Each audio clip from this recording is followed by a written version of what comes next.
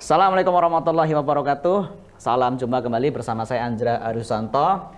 Masih di edisi Podcast Pas. Nah, sebagaimana edisi sebelumnya, kita akan hadirkan sosok-sosok Pas Trooper ya, yang kita ajak ngobrol. Nanti kita akan gali dan semoga dari obrolan yang sederhana kita bisa mengambil hikmah, bisa mengambil pelajaran, mengambil inspirasi.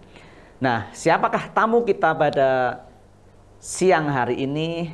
Beliau adalah salah seorang ustadz ya. Beliau pembimbing ya, pembimbing dari kelas online. Nah, Bapak Ibu yang dari alumni kelas online pasti sudah berinteraksi cukup banyak dengan beliau.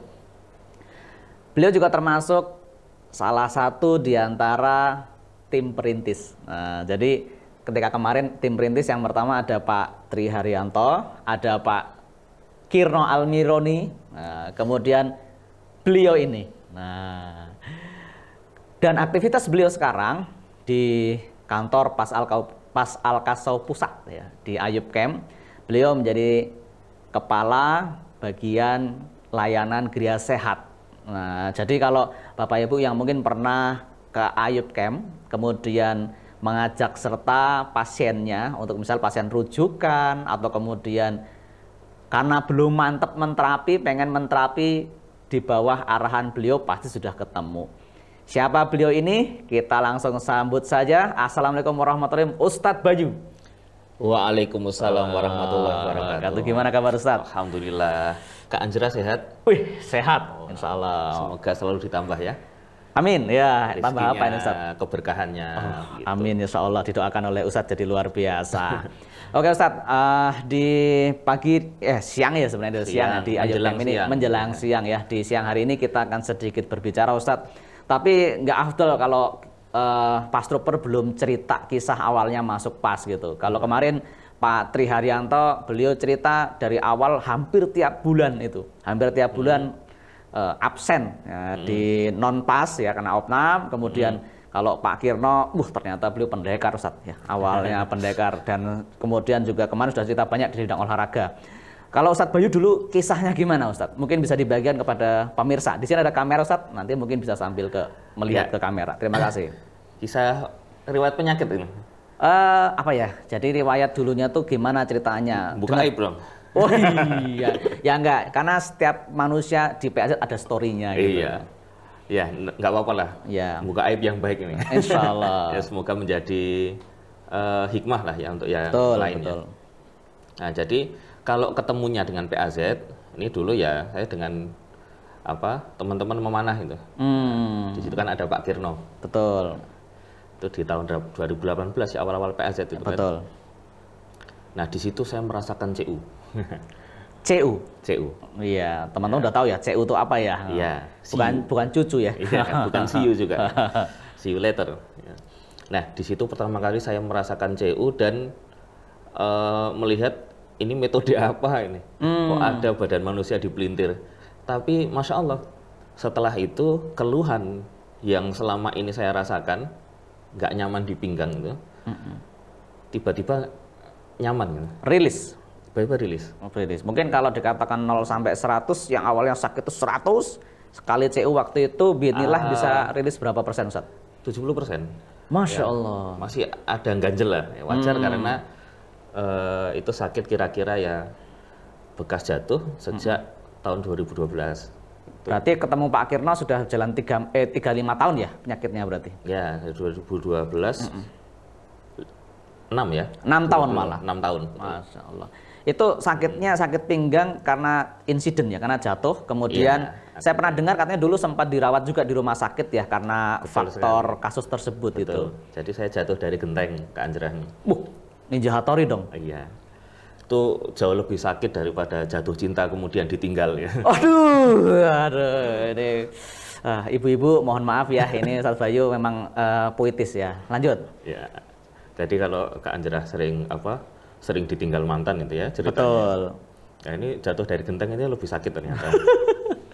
Sampai berapa lama opnam itu waktu setelah jatuh dari genteng? Kalau opnamnya sih kurang lebih 5 harian. 5 harian opnam. Tapi setelah itu saya pakai kursi roda. Kursi roda selama? Hampir 3 bulan lah. 3 bulan menggunakan kursi Ya, roda. kurang gitu. lebih hampir 3 bulan, 2 bulan lebih lah. Ya, jadi saya jatuh itu sore hari, besok paginya saya akad nikah. Gitu ya. Oh, berarti dalam rangka mempersiapkan akad nikah itu jatuh dulu gitu? Ya, justru akad nikah itu supaya dapat perawat. Langsung dapat perawat spesial ya. Ya, jadi ya ini bersyukurnya saya ya. Setelah sakit tapi Allah karuniakan perawat langsung yang sangat sabar. Mantap sekali. Ya, nanti di tag di bawahnya ya. Oh. Oke, itu dari keluhan yang dirasakan Ustadz waktu itu. Berarti mungkin kalau dari diagnosa yang ada itu apakah saraf kejepit atau istilahnya apa itu Ustadz? Kalau dari rumah sakit dulu itu namanya Slip namanya yang itu loh. kompresi. Kompresi, betul. Kompresi. Fraktur kompresi, saya ingat sekali. Fraktur kompresi ya. Fraktur kompresi. Istilahnya fraktur kompresi. Ya. Oh, itu selama 1 bulan itu sakitnya luar biasa. Bisa digambar Ustadz, apakah maksudnya nyeri, panas, atau seperti apa kalau gambaran keluhan itu? Nyeri, ya nyeri juga, panas juga. Semua pergerakan itu sakit. Semua pergerakan? Ya, jadi saya tidur terus. Dan Masya harus di Allah. triplek. Maksudnya? Di atas kasur harus ada tripleknya. Oh, nggak bisa tidur di atas langsung kasur? Kalau yang kasur yang empuk, begitu tenggelam itu langsung sakit. Nyut gitu. Karena badannya melengkung ya? Iya. Oh. Jadi harus datar. Tripleknya ntar dikasih apalah gitu selimut Ya, gitu ya biar triplek agak baru empuk ya. ada spraynya atau selimut. Luar biasa. Di rumah pun pulang juga harus begitu. Jadi sebelum saya pulang di rumah sudah disediakan triplek di atas kasur. Wah, Masya Allah. Berarti kenikmatan untuk bahkan berbaring pun Allah angkat ya. Betul. Ya di situ ya kesempatan banyak bertaubat lah. Waduh, luar biasa.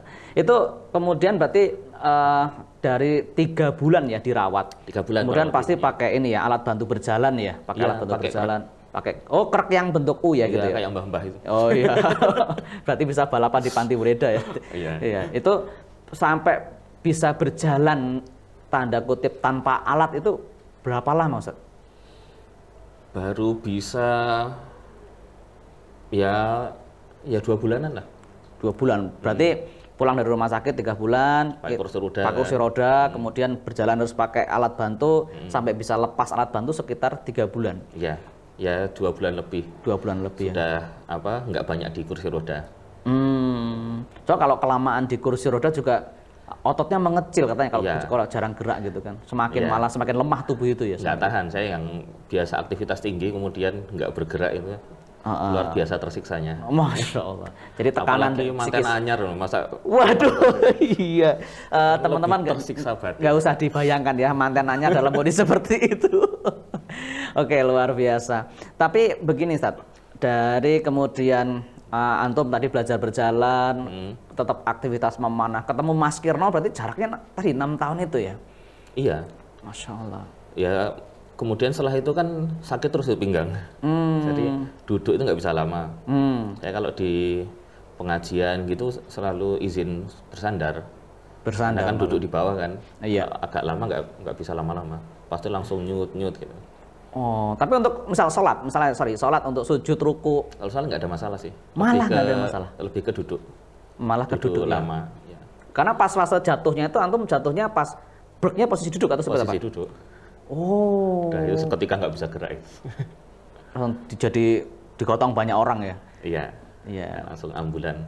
Ambulan, Masya Allah. Jadi pemirsa, teman-teman sekalian ya, kita dari sini kita mendapat gambaran ya betapa nikmat untuk duduk saja ya ketika Allah ambil, bahkan nikmat untuk berjalan dengan Allah hadirkan kepada kita penggugur dosa bernama apa tadi, kompresi ya, fraktur kompresi luar biasa, termasuk kasus saraf kejepit dan mungkin ada kasus-kasus yang lainnya. Nah, sehubungan dengan hal ini kita akan sedikit mengurai karena beliau adalah penanggung jawab di Gereja Sehat Ayub Camp ya untuk sekarang ini. Untuk kasus-kasus saraf kejepit gimana Ustaz? Yang masuk ke Ayub itu seperti apa? Ya alhamdulillah tentu bertingkat-tingkat ya. Yang kasusnya sudah lama tentu butuh proses. Yang baru saja saraf kejepit biasanya langsung merasakan progresnya. Belum lama kan kemarin juga ada yang ya baru aktivitas ya kerja bakti tiba-tiba saraf kejepit langsung ke sini. Kepleset atau gimana? Ya narik kalau nggak salah. Oh, dia narik. angkut-angkut gitu. Saraf kejepit terus kemudian alhamdulillah beberapa gerakan langsung rilis. Tapi kalau yang sudah lama ya butuh proses. Apalagi kasus-kasus yang mohon maaf kadang kan kalau sudah lama kakinya sudah mengecil satu. Oh iya betul. Nah itu butuh ketika sudah mengalir darahnya butuh waktu lagi supaya bisa ada kekuatan lagi kan. Biar tumbuh otot-ototnya ya. Benar. Biar tumbuh otot-ototnya. Ya. Jadi tidak bisa semuanya dipukul rata sekali langsung. Ya, tapi tentu rata-rata sekali datang sudah ada progres ya. Progres ya.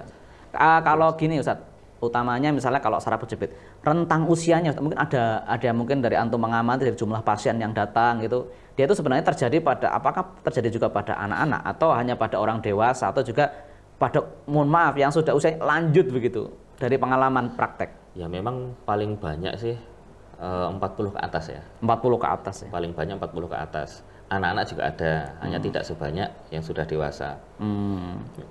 Kalau anak-anak ya biasanya jadi ini untuk jalan sakit gitu rasanya.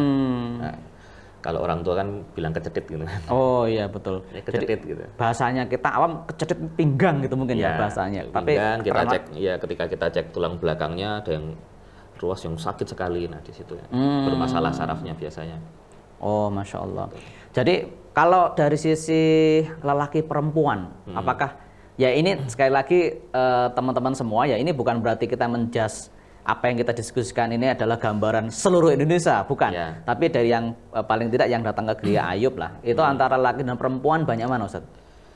Kalau yang saraf kejepit atau secara umum? Saraf kejepit ya. Kalau saraf kejepit lebih sih ya, seimbang ya. Seimbang ya. Ya sampai susah ini memberi presentasi karena kurang lebih hampir sama. Hampir sama ya. Nah cuman kalau yang putri nih, yang perempuan, apa yang dia sering keluhkan kalau pada perempuan? Lebih ke nggak tahan sakitnya. Nah itu yang kadang jadi ini gerakan sedikit susah. Jadi lebih lama prosesnya gitu. Daripada laki-laki kan lebih bakoh ya. Tahan gitu. Tahan gitu. Kalau perempuan baru gerak sedikit, udah gitu ya. Terus gimana ya kalau ya ini pelan-pelan. Ya, yang penting kan ada progres. Walaupun sekecil apapun, usahakan ada progres. Ya, biar pasien juga merasakan bahwa alhamdulillah ada kemajuan gitu kan, memberikan dia semangat, motivasi ya kan gitu. Gitu. Kalau untuk kaitannya saraf kejepit Ustaz, dari pengalaman yang kita terapi lah di Gria Sehat Ayub Camp itu, dari mungkin untuk pas trooper pemula gitu, apa yang biasanya menjadikan perlu diperhatikan gitu. Jadi misalkan kalau kita melihat di pelatihan kan kelihatan seperti krok-krok semuanya begitu. Tapi mungkin ada yang pada kasus saraf kejepit yang seperti ini hendaknya direlaksasi dulu, atau tindakan-tindakan untuk kasus saraf kejepit yang nyeri banget itu mungkin Ustaz Bayu bisa berbagi tipsnya gitu. Ya. Yang jelas ini untuk teman-teman pas trooper ya. Kalau saraf kejepit kan lebih banyak kepelintirannya. Makanya temukan kendor. Temukan kendornya ya. Kuncinya temukan kendor dan pastikan bahwa itu kendor. Iya, betul. Kemudian lakukan pelan-pelan kalau saraf kejepit karena sakitnya luar biasa. Pelan-pelan ya, tidak langsung masuk jurus krek-krek gitu ya. Langsung sak kemenge itu kan. Jadi kalau CU ya bisa CU setengah pelan-pelan dulu. Ya, digerakkan pelan, pastikan di titik itu nggak sakit, terus tambah lagi. Baru di titik sakit jangan dipolke. Misalnya didorong balik dulu segini, ya? Belum sakit. Segini sudah mulai sakit nih. Nah, diulangi di titik itu terus. Sampai sakitnya berkurang baru bisa ditambah. Jangan langsung tahan begitu. Bisa pingsan. Itu jadi untuk misalkan men-CU pun juga bertahap ya. Bertahap. Ya tetap harus melalui rasa sakit itu ya. Benar. Bukan sakit berhenti malah nggak jadi sembuh insyaallah gitu ya. Yang penting kan bukan menyakiti. Menyakiti itu ya tadi gerakannya ngawur, kemudian menyebabkan sakit yang luar biasa. Makanya pas trooper harus paham levelnya, bertahap. Oke, itu tadi kalau pada kasus yang menggunakan CU, yang CU istilahnya CU, kan ada CU ada dua ya. Kita menyebutnya ada CU yang biasa kita pakai, CU yang jepit, CU jepit sama yang CU yang cuma ditahan ya, CU setengah atau ada mengatakan CU manual juga ya gitu. Itu malah misalnya tadi ya untuk kaki ditahan, untuk tangan juga, begitu juga atau seperti apa gambarannya? Ya, ya sama, semuanya sama. Cuman biasanya kalau semakin sakit, biasanya setengah dulu. Sehingga kan badan juga tidak, kalau CU jepit kan kadang diangkat semua ya kakinya ya, sehingga sakit di situ. Tapi kalau setengah, pelan-pelan, bisa lebih bertahap. Lebih tahap. Ya, tahapan levelnya itu lebih enak kalau. Kalau dia memang kuat, langsung CU jepit nggak apa-apa gitu ya? Betul. Makanya harus paham level sakit pasien. Jadi menentukan jurusnya. Oh, luar biasa. Nah, tadi kalau menghadapi, mohon maaf, ibu-ibu yang sifatnya reaktif gitu, maksudnya sakit sedikit, itu tipsnya apa selain pelan-pelan itu? Atau diajak komunikasi dulu atau seperti apa biasanya? Pelan-pelan jelas ya tadi ya, sudah kita bahas. Yang kedua, ini pas trooper harus menyenangkan juga. Maksudnya? Sehingga walaupun sakit atau bahagia gitu pasti. Diajak bercanda gitu kan? Bercanda, tapi ya jangan bablasan ya. Iya, betul. Bercanda, sehingga sakit tapi pasien ketawa gitu kan, bahagia. Ya, kadang ketika gembira ya sakitnya nggak dirasakan. Oh, Masya Allah. Dan untuk teman-teman ya, jadi untuk di Kriaset Ayub Claim ini bukan berarti kemudian Ustadz Bayu menangani semua pasien yang akhwat. Kita juga ada terapis akhwat ya, ada terapis akhwat. Namun ketika ketika membutuhkan ya, memerlukan dari advice ya dari beliau, nanti beliau juga ada asisten yang membantu. Jadi tetap kita menjaga bagaimana adab terapi untuk ikhwan maupun akhwatnya gitu. Berbincang ke hal yang lain Ustadz ya, berkaitan dengan bagaimana kita ini ya, untuk misalnya dari PAS Al-Kasau ini ya, bagaimana di kelas online Ustadz. Kita kan di PAS Al-Kasau ini pada waktu COVID kemarin, sesuai dengan permintaan dari masyarakat. Sudah nggak COVID nih sekarang? Iya masih sih kayaknya. Dari waktu awal-awal COVID lah kita bicara gitu kan. Itu ada permintaan yang luar biasa dari masyarakat ya, untuk bagaimana PAS Al-Kasau tetap ada pelatihan, kemudian dari sisi online gitu. Nah, sejauh dan teman-teman mungkin sekedar informasi ya, beliau pembimbing kelas online Ustadz Bayu dan juga penanggung jawabnya Pak Ustadz Arif ya dari Semarang ya. Dari perkembangannya Ustadz, dari perkembangan dari peserta yang online sama offline gitu. Itu sebenarnya apakah kalau kita belajar online kita nggak bisa praktek atau seperti apa Ustadz? Ya sebenarnya praktek dan tidak itu tidak ada hubungannya online dan offline. Karena kenyataannya yang offline pun nggak praktek banyak juga. Ya, betul. Yang online, yang praktek juga banyak. Ya, bahkan pernah ada, saya lupa di bulan apa, selama 3 minggu bimbingan itu, pasiennya mencapai 200. Masya Allah. Semangat sekali ya. Semangat sekali ya. Pembimbingnya dulu sebulan 100. Sebulan 100 ya. Ini baru 3 minggu sudah 200 kan, luar biasa. Dan alhamdulillah sampai bulan ini pun frekuensi prakteknya kurang lebih sama. Jadi ya memang belum mencapai 50% ya. Memang belum mencapai 50%, akan tapi stabil. Selalu banyak yang praktek juga online. Jadi kaitannya sebenarnya lebih ke kemauan. Kemauan ya. Offline pun walaupun sudah praktek di tempat, di rumah bisa jadi nggak pede juga. Iya betul. Hanya memang yang mengikuti PAS Al-Kasau ini kan beragam Ustadz. Ada yang memang penasaran, ada golongan yang penasaran, ada yang memang pengen mencari kesembuhan untuk dirinya, ada yang memang wah ini untuk penjagaan keluarga. Sebenarnya kalau bahasa Jawanya ramah itu juga ya. Ada yang memilih bagaimana tidak kemudian membuka gria sehat gitu, tapi juga ada yang membuka gria sehat. Tapi artinya di kelas online itu boleh diceritakan Ustadz, untuk kelas online ini pola bimbingannya seperti apa? Kalau yang pertama kan ada live streaming lah ya, ada live streaming. Kemudian seperti apa pola bimbingan yang bisa dilakukan? Ya, jadi pola bimbingan itu biasanya setelah selesai pelatihan, ya, setelah selesai pelatihan. 2 hari live streaming ya? Ya, 2 hari live streaming.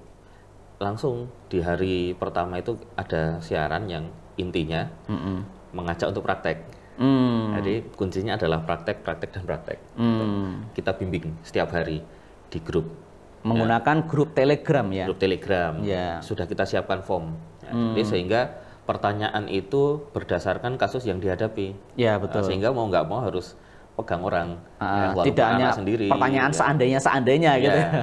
Jadi kita tidak menerima pertanyaan yang andai.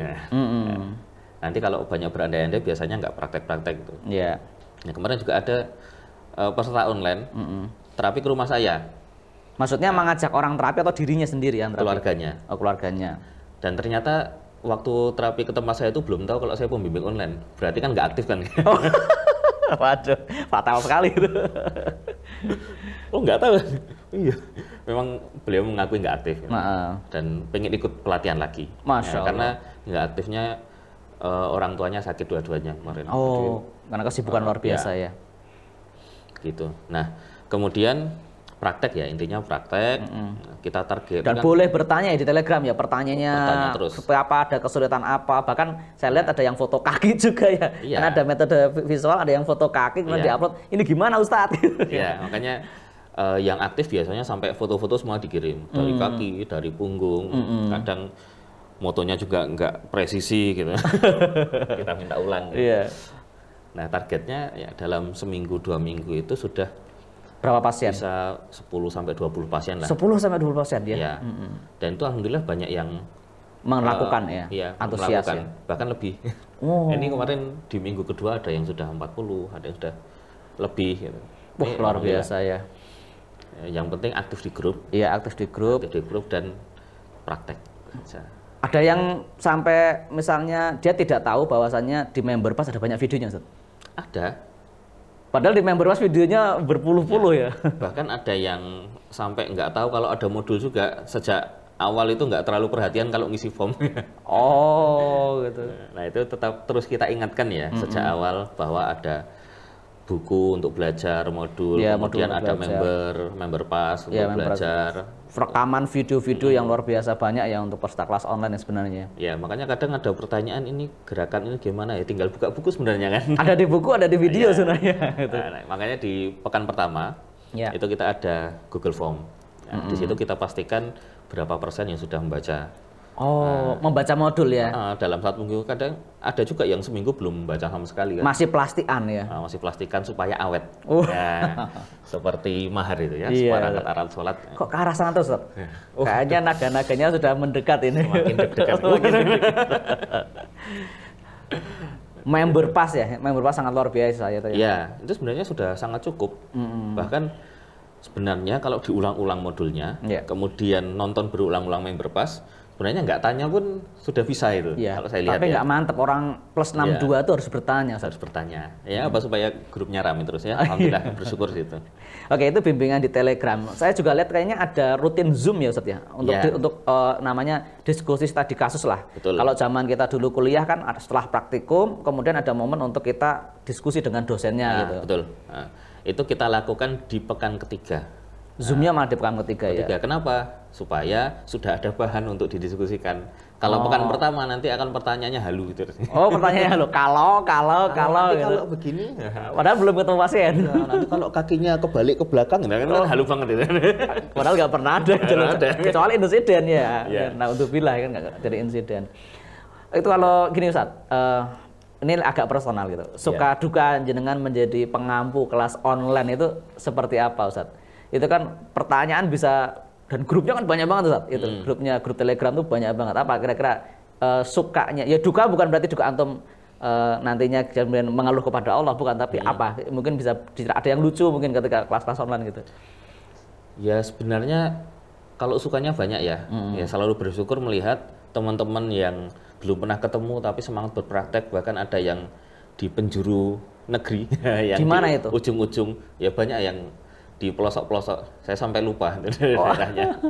Sampai saya nggak tahu namanya itu. Ada juga Merauke, ada yang Merauke, ada juga dari Fak-Fak Sorong ya, area yang di sini saya nggak ada teman gitu kan. Ya bapak yang jadi perintis di situ kan. Nah itu membuat saya pribadi itu sangat bersyukur. Ternyata pas ini sudah terus menusuk di ujung-ujung Indonesia. Ya, luar biasa. Dan itu dibutuhkan sekali di tempat-tempat seperti itu. Yang minim dari jauh dari fasilitas kesehatan ya. Gitu ya. Adapun misalnya ada dokter di situ pun obatnya kurang misalnya. Satu dokter melayani ribuan ini. Ya. Kadang Dan nggak begitu obatnya cukup, juga belum sampai bisa berbulan-bulan gitu kan. Nah ini alhamdulillah barokahnya pas ya, bisa tanpa mengirim apapun, tinggal nonton online, dipraktekkan, insya Allah luar biasa manfaatnya. Itu kesyukuran saya. Yang kedua Ustadz, kesyukuran yang pertama tadi bisa betul-betul alhamdulillah kita bisa hadir paling tidak menjadi bagian solusi kepada umat yang bahkan di lokasi-lokasi yang jangkauannya susah lah gitu. Ya, ya syukur selanjutnya secara umum ya kenikmatan berukhuwah. Ya. Dengan mengenal pas ini luar biasa saudaranya tambah banyak. Ya, walaupun belum pernah ketemu sudah akrab. Serasa dekat ya. Serasa dekat. Nanti kalau ketemu tambah akrab. Betul. Luar biasanya. Gitu. Ya luar biasa lah. Ini sulit. Kadang jadi sulit diungkapkan gitu. Saking bersyukurnya. Dan anehnya tuh kayak malah justru kayak bersaudara gitu ya. Iya, kadang ngeluhi sedulur gitu kan. Tiba-tiba datang bakmi Jawa gitu ya. Bakmi Jawa, ada yang bawa hasil kebun dari rumah gitu. Iya. Ada yang ya semua dari rumahnya dibawa ke sini. Masya Allah. Lalu dari sisi dukanya atau kita gemesnya aja lah. Kalau duka kan kayaknya kayak menyedihkan. Sisi gemesnya menghadapi teman-teman peserta online yang beragam latar belakang, beragam skala pendidikan, juga beragam sikap dan perilakunya. Kira-kira apa? Mungkin ada satu kejadian yang sebenarnya itu sampai itu gemes sekali gitu. Ya ini sih lebih ke yang nggak praktek tapi banyak tanya. Serasa kita tuh kayak nggak ngasih penjelasan yang cukup ya gitu, tanya terus. Tanya tapi tanya sudah praktek belum, masih takut-takut tapi tanya terus. Itu aja sih. Oh gitu. Tidak ada yang terlalu membuat duka.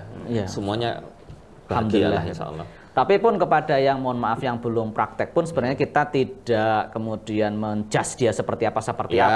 Kita sifatnya hanya mendorong. Ini kan sudah belajar, sudah meluangkan waktu 2 hari ikut seminar, kemudian meluangkan tentu biaya juga Ustadz ya. Tentu biaya juga. Dan ini kan sayang kalau tidak dipraktekkan, tidak digunakan untuk sebagai sarana amal. Jadi cuma sebatas jadi ilmu, belum menjadi sebuah sarana amal. Iya.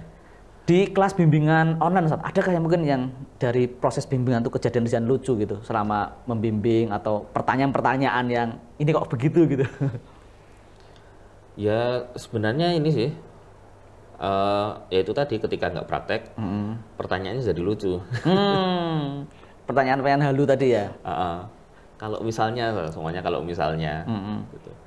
Bisa nggak kalau ini kalau itu, nah itu kadang ya karena nggak praktek, tapi kalau yang praktek kelihatan kualitas pertanyaannya ya jelas. Ini sudah saya CU, kemudian titik sentuh ini berkurang. Ya kan, tapi mengapa yang ini belum? Ini gitu belum. Nah berarti tinggal kita tambahi. Mungkin nahannya kurang kuat misalnya. Nah ini ciri-ciri pertanyaan yang berdasarkan kasus. Gitu. Dia sudah praktek, tapi hasilnya mungkin belum optimal gitu ya. Betul. Kalau yang nggak praktek kan bisa nggak ini kaki ini jadi pantel semua misalnya. Iya itu pertanyaan halu ya Mas. Pertanyaan halu luar biasa. Oke saat itu di kelas online. Kalau kelas online tiap awal bulan ya. Kalau di pasal pendaftaran ya tiap awal bulan nanti biasanya di minggu pertama ya. Di minggu pertama di tiap awal bulan. Jadi teman-teman Bapak Ibu pemirsa, salah satu pembimbingnya Ustadz Bayu, ada Ustadz Arif dan ada tim pelatihan yang support juga di belakang juga. Nah paling tidak teman-teman yang kelas online ini pembimbingnya nih di depan Bapak Ibu ini jangan sampai kayak tadi ya berkunjung bahkan ke rumah di rumah Ustadz Bayu malah tidak kenal siapa pembimbingnya. Tahu, tapi ya di situ rezekinya jadi tahu kan. Oke, Masya Allah. Tapi gini Ustadz, Ustadz punya hobi nggak sih sebenarnya selain nerapi lah gitu dalam keseharian tuh sebenarnya punya hobi apa sih sebenarnya? Hobi banyak ya hobi ya. Hobi ya jelas memanah itu kan. Memanah ya sejak 2016 itu kan. Kemudian hobi ya beternak. Beternak ya. Iya. Dan ini pesan untuk semua teman-teman, beternak dan bertanilah walaupun lahan kita sempit. Wah ini nanti kita urai sedikit lah. Tapi saya pengen dari pemanah nih. Ini teman-teman Pas Trooper ya. Teman-teman Pas Trooper mungkin belum banyak yang tahu. Saya sama Ustadz Bayu ketemu dari dunia panahan juga gitu.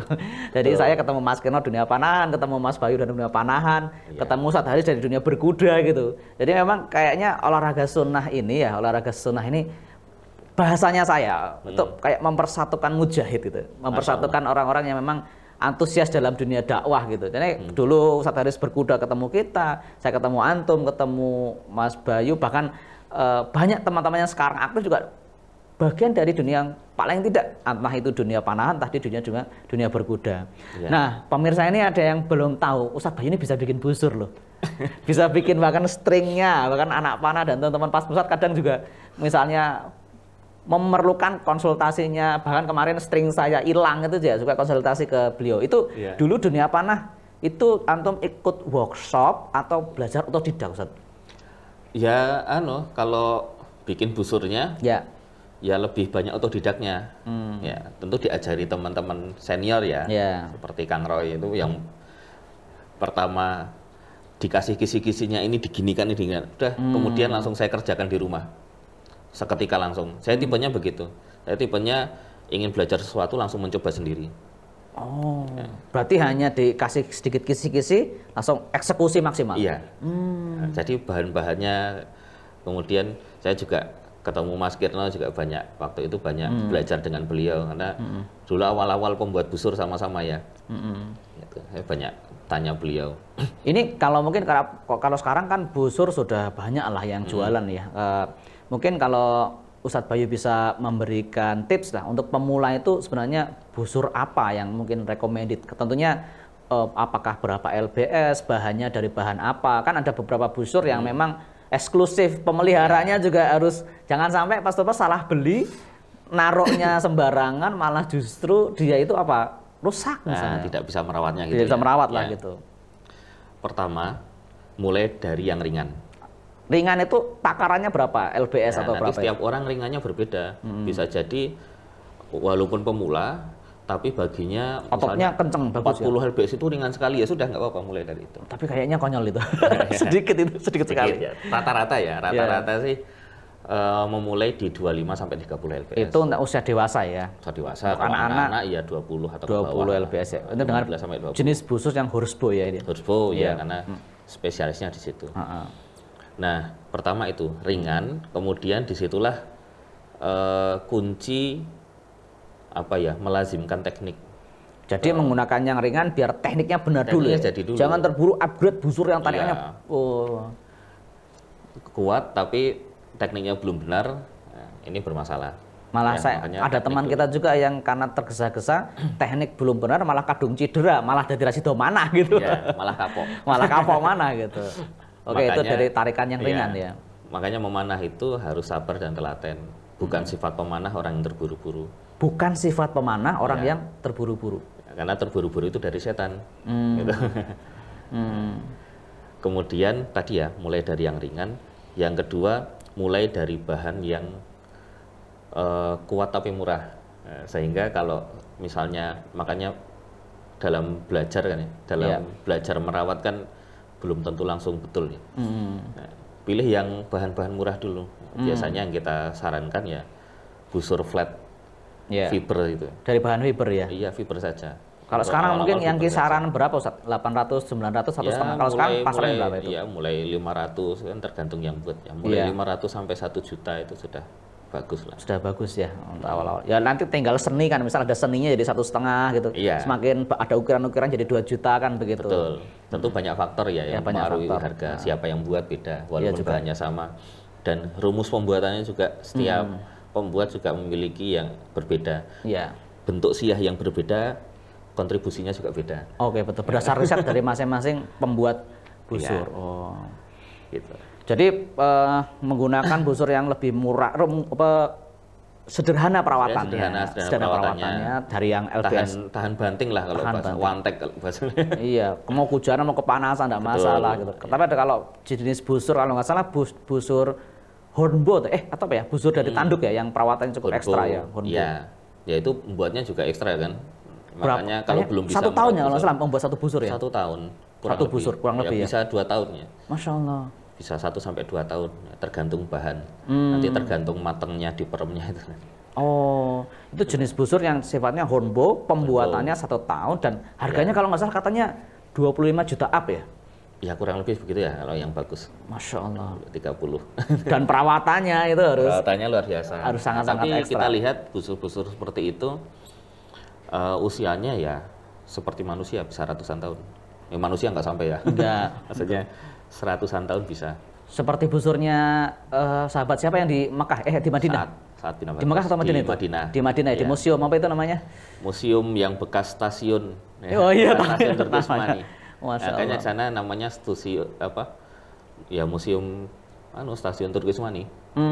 Jadi kalau waktu Tadinya dulu stasiun keretanya. Oh, stasiun kereta. Waktu Turki Usmani. Itu bagi teman-teman yang berangkat umroh mungkin Ustaz, untuk bisa ke sana itu jalan atau seperti apa? Ustaz? Mungkin Jalan sedikit aja. cerita aja. Jalan aja hanya 1 kilo. Dari Pintu kelima. pintu kelima Masjid Nabawi. Masjid Nabawi ya. Jadi pintu kelima Masjid Jalan Nabawi, jalan saja nanti Lurus sampai saja. lurus saja. Oh. Ya, buka map aja nanti. Bukan map aja. Namanya nanti ada sebuah museum Museum yang di Turki dalamnya Usmani tuh gitu. ada busurnya. Ada busurnya sana. Konon katanya. Konon ya? Busurnya bekas Sa'ad bin Abi Waqqas yang turun-temurun. Oh, Masya Allah. Itu kalau dari kacamata Ustadz Bayu sebagai pembuat busur ya, Ya. itu estimasi busurnya berapa lbs Ustadz?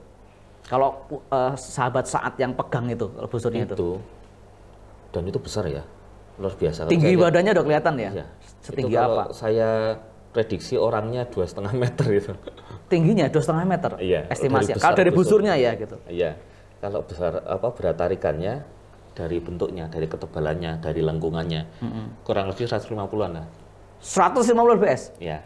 Wah, lengan kita harus ini lengan kita manusia Nusantara ini kayak segitu harus betul-betul latihan luar Iya, biasa besar. makanya Ya. kan pas ini kan paling tidak bagaimana kita mendidik generasi yang kuat.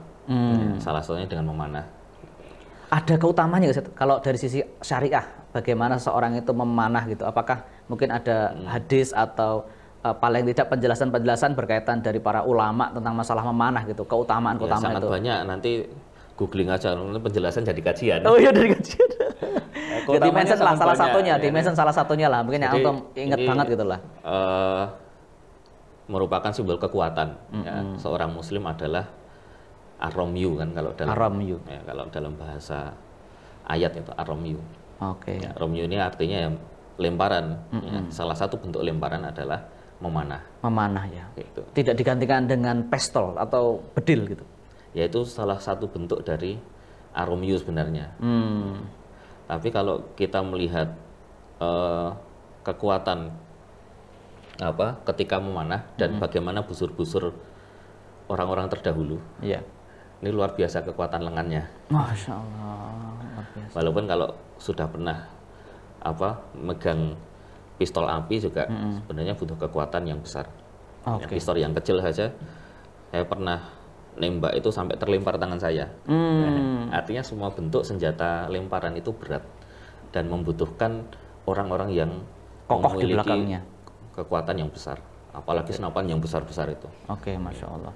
Wah, tapi kita malah jadi ngobrol ke sana, Ustadz. Kita kembali ke PAZ aja, Ustadz. Iya. Nah, mungkin begini, Ustadz. Kekaitannya dengan Pas Al-Kasau ini, apa sih yang mungkin petuah-petuah yang dulu kan Ustadz banyak menemani Ustadz Haris di area terapi ya. Dulu kan tim pelatihan isinya kan saya gitu. Dulu awal cuma kita bersama, terus kemudian Ustadz Haris memutuskan tim itu dipecah jadi 2. Ada yang fokus di ngurusi pelatihan karena harus ada ngurusi slide, kabel-kabel, proyektor dan sebagainya. Ada tim yang memang ditugaskan khusus awalnya membantu beliau di area klinik gitu.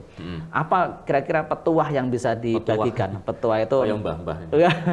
pemikiran-pemikiran ataupun nasihat-nasihat yang Ustadz sampaikan ketika misal menangani dulu ada banyak kasus yang ibaratnya keren banget, misalnya kayak kasus di mana kita temukan ada kasus Parkinson yang luar biasa ataupun apa yang mungkin antum sempat tangkap itu dari Ustadz Haris. Ya, ketawaduan beliau. Tawaduk ya. Ketawaduan beliau akan ilmu. Ya. Kalau beliau belum mengilmui, beliau akan katakan sejujurnya. Ya. Apa itu? Maksudnya seperti apa? Contohnya misalnya. Ya, Pernah ada misalnya, satu kisah? Ya itu tadi, salah satunya kasus yang beliau sampai bilang, ini ilmu saya belum sampai, mohon maaf. Ya. Dan hari ini jarang pastor mengatakan itu. Benar. Saya beberapa kali mendengar beliau mengatakan itu di depan. Tahu persis mana yang dia tahu, mana dia tidak tahu ya? Betul. Sehingga seorang Pastorper ya sadar bahwa dirinya manusia biasa. Ya. Kekuatan itu hanya dari Allah, ya. Kesembuhan itu hanya dari Allah, ilmu itu sejatinya hanya dari Allah. Makanya ketika ilmu itu belum kita kuasai ya jangan memberi harapan yang berlebihan kepada pasien. Masya Allah. Ya.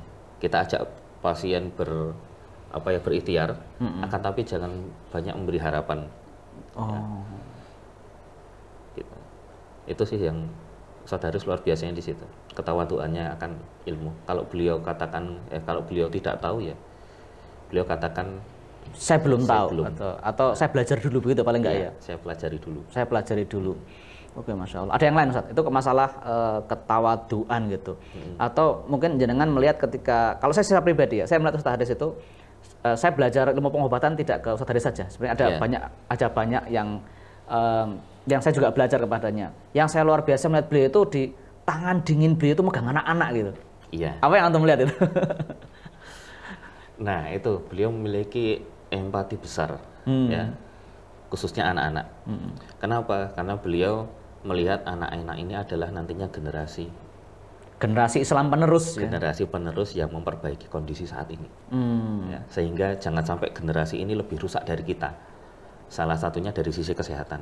Masya Allah. Makanya beliau sedih sekali melihat anak-anak yang tubuhnya sudah masih bayi tapi tubuhnya sudah rusak dengan banyak alat lah. Yeah. Gitu.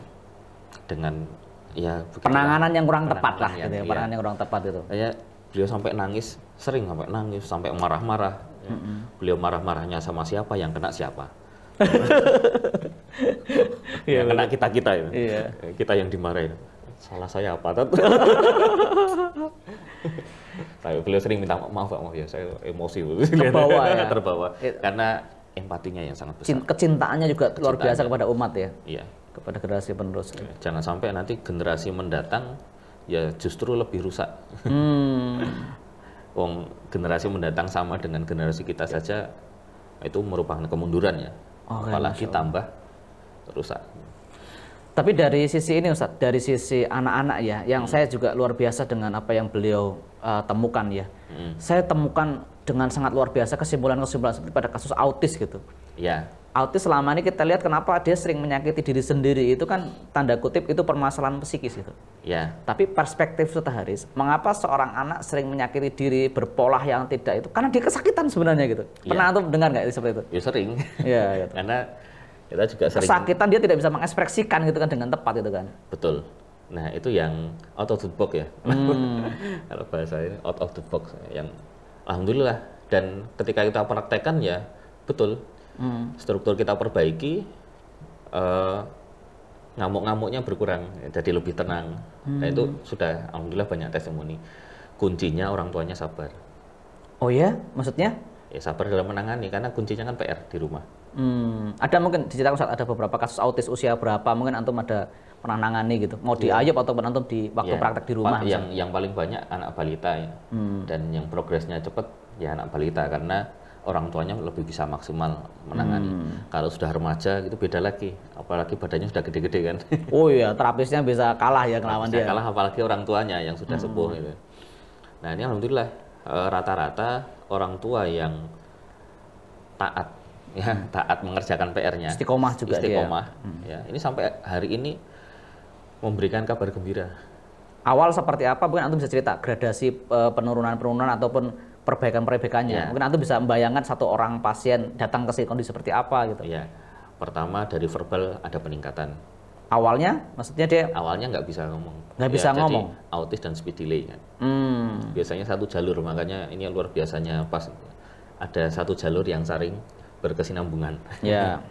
Nah, awalnya speech delay, nah, sudah mulai ada kalimat lah. Nah, kemudian sudah bisa makan sendiri dengan tenang. Makan sendiri dengan tenang? Iya, tadinya nggak bisa megang sendok aja nggak bisa. Oh, maut juga kan? Ya, sekarang sudah bisa konsentrasi. Kemudian nggak mudah marah-marah lagi. Tadinya nggak bisa salim, jadi sudah mudah salim. Nah, interaksi sosial ya, interaksi sosial dengan orang lain ya. Tadinya kan nggak bisa fokus ya. Ya. Makanya diajak interaksi juga bermasalah. Dia fokus dengan dirinya, dia fokus dengan sakitnya mungkin. Jadi ketika keluhan-keluhan itu berkurang, maka dia sudah bisa berinteraksi sosial. Dia sudah bisa merespon apa yang ada di depannya. Gitu. Ada komando atau ada instruksi dari orang tuanya sudah bisa menangkap. Itu luar biasa itu ya. Iya, jadi kalau kan bisa. nanti ada orang tua mengatakan ini anak nggak bisa dikasih tahu gitu, bukan tidak bisa dikasih tahu, ini dia fokus sama sakitnya sehingga tidak bisa merespon yang dari luar. Kalau postulat teorinya Ustaz Haris kan seperti itu ya. Iya. Bukan nggak bisa dikasih tahu sebenarnya, tapi orang tua belum tahu masalahnya apa, dan orang tua belum bisa, belum menemukan cara bagaimana memberitahu. Dari pengalaman Ustadz Bayu praktek lah, pada kasus autis itu gradasi, ya kesembuhan dari Allah, kita harus menggarisbawahi itu. Gradasi yang Ustadz Bayu rasakan itu ada perbaikan-perbaikan itu sifatnya 1-2 minggu atau bulan demi bulan atau dari pengalaman yang sudah antum terapi. Ya, kalau kasus-kasus autis rata-rata hitungan bulan, ya, tidak bisa cepat. Kadang 1 bulan itu baru muncul, misalnya tadi sama sekali nggak bisa ngomong ya, ada ya. 1 bulan pertama dengan istiqomah itu baru tambah mama papa. Itu luar biasa loh, itu luar biasa loh. Ya, makanya. Kalau mohon maaf diterapi non-pas 1 tahun belum tentu bisa muncul itu. Iya. Nah, itu di bulan kedua mulai perubahan sikap. Itu tadi. Yang sudah mulai bisa salim. Mulai bisa konsentrasi, interaksi sosialnya meningkat. Nah, itu selanjutnya. Tapi urutannya nggak baku ya. Nggak baku ya. Setiap anak akan mungkin ada yang suaranya dulu bagus. Ada yang salim dulu bisa gitu. Nanti ngomongnya terakhir bisa juga. Jadi akan berbeda setiap kasus, tidak bisa disamaratakan. Tapi dengan catatan orang tuanya itu kompromis ya. Dia itu memang ketika misalnya diterapi di klinik, di Gria Sehat, kita terapi misalnya apa body press atau bedong misalnya. Itu bedong atau body press biasanya? Kalau usia 5 tahun, macam-macam ya? Macam-macam. Kan tergantung nanti posisi pinggulnya. Kalau pinggulnya semakin melintir ya harus ada bedongnya. Ada bedongnya ya. Kalau misal yang tanda kutip standar ringan lah ibaratnya gitu, apa itu keluhannya autis, apa itu keluhannya speech delay, dengan body press mungkin sudah cukup lah ya, sudah ada progresannya. Konsistensi dari orang tuanya itu kalau antum memberikan saran ke pasien itu, apakah ke klien itu setiap hari sekali atau pagi sore atau seperti apa Ustaz untuk tindakannya yang? Ya kondisional, ada yang tergantung levelnya ya. Ada yang sehari harus 2 kali, ada yang sehari ini perlu sehari 5 kali, ada juga sih. Ada yang cukup sehari sekali. Kita harus bisa mengenali itu. Iya. Dan yang kadang membuat terapi itu kurang berhasil karena kadang orang tua nggak tega, katanya begitu kan? Ya nggak tega, terus yang nggak konsisten, orang tua sibuk dan lain sebagainya, itu sudah klasik lah ya. Padahal hanya butuh sebenarnya meluangkan 5-10 menit itu sudah sangat bagus. Masya Allah. Jadi meluangkan waktu, dan nangisnya itu bukan nangis tersiksa ya, tapi nangis yang memang sebenarnya nggak mau. Iya, karena memang nggak mau kan, dia pengennya bebas tapi dikekang dengan apa itu terapi body press atau misalkan dengan bedong seperti itu ya sebenarnya. Jadi bukan menyiksa sebenarnya. Karena setelah selesai ya dia lari-larian lagi, bergembira lagi, artinya nggak ada yang sakit dalam tubuhnya. Oh iya betul ya. Sebenarnya kalau mengamati seperti itu ya. Setelah melakukan itu harusnya ini sakit kan, itu nggak terjadi. Artinya dia hanya nggak mau. Dia pengennya bebas lari di. Iya, namanya anak-anak dia kan nggak mau ya, gitu aja. Oke, Masya Allah. Nah, ini agak loncat Bang, diskusinya agak loncat tadi tentang masalah Ustadz Haris pakai HK01 tadi Ustadz Haris masalah ketawaduan. Mungkin dari aspek yang secara keumuman dari Ustadz Haris itu, nasihat apa yang betul-betul Ustadz Bayu itu kenang ya, dari sisi juang atau sisi yang memang itu kemudian menggugah panjenengan ya. Tiap hari dari Jogja ke Klaten itu bukan yang sederhana. Jadi yang menjadi nyala, jadi bara juangnya antum itu terhadap pas Al-Kausar ini sebenarnya apa? Mungkin ada kisah gitu. Ya, apa? Ya sebenarnya sederhana tapi bagi saya istimewa. Ya, kelak sakit jantung selesaikan mama itu. Kelak sakit jantung saking sederhananya. Padahal penyakit jantung penyakit yang mengerikan sekarang ya. Iya. Kelak akan diselesaikan mama, ini luar biasa. Yang biasanya ya emak-emak di rumah itu memang biasanya ngeroi suaminya. Identiknya gitu kan. Identik. Ini tidak, mohon maaf, tidak merendahkan emak-emak, ini jangan sampai gitu munculnya. Ya, biasanya kan ya paling pol ini keroan ya, gitu ya. ini kan di masyarakat umum ya, ngeroi suaminya yang capek bekerja. Nah ini nanti emak-emak tidak hanya bisa ngeroi, tidak hanya bisa mijeti suaminya, akan tapi juga bisa menyelesaikan suaminya yang sakit jantung, suaminya yang stroke atau anak-anaknya yang sakit. Ya ini nggak numain suami yang sakit sebenarnya. Ya, bukan. Dirinya juga bisa sakit ya, emak-emak Ya. mungkin saraf juga gitu. Itu artinya emak-emak aja mampu gitu. Masya Allah. Apalagi bapak-bapak yang memang kodratnya lebih kuat ya, dari wanita. Gitu. Ini luar biasa. Ini yang membuat saya semangat bagaimana pas ini harus ada di setiap rumah.